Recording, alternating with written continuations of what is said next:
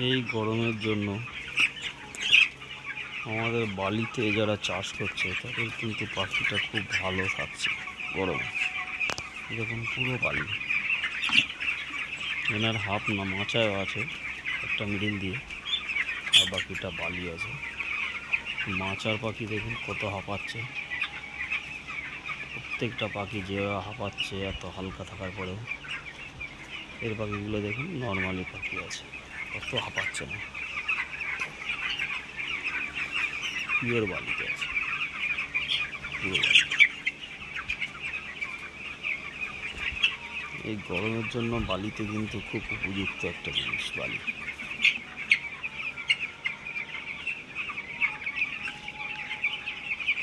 বালি কিন্তু খুব ভালো একটা জিনিস গরম।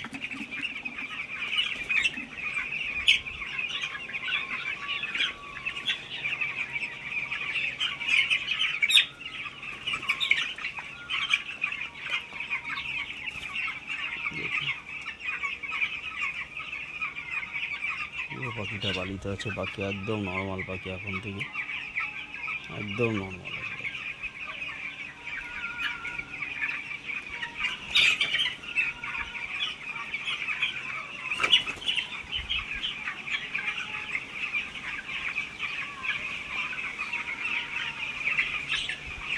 পুরোটা বালিতে একদম নর্মাল পাখি, কিন্তু আমাদের মোচার পাখি দেখি সিলিং ফ্যান, স্ট্যান্ড ফ্যান লাগানো, সিলিং ফ্যান লাগানো,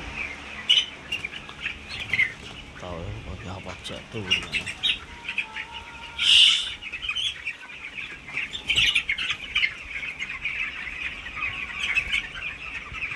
এই ফার্মে দেখুন সাইড দিয়ে কোনো সাইড প্যান্ডেল নেই, কিন্তু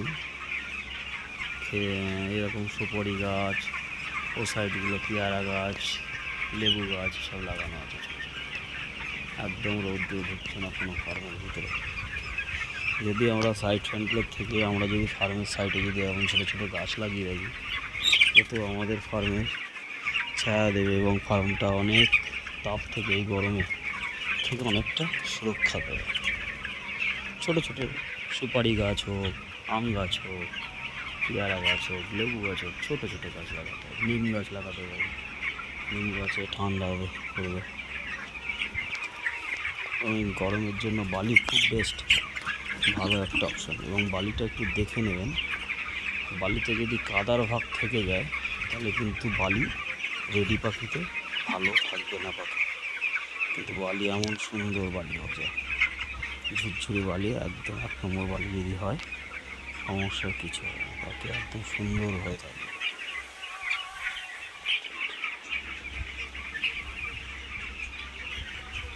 নিচের পাখি আর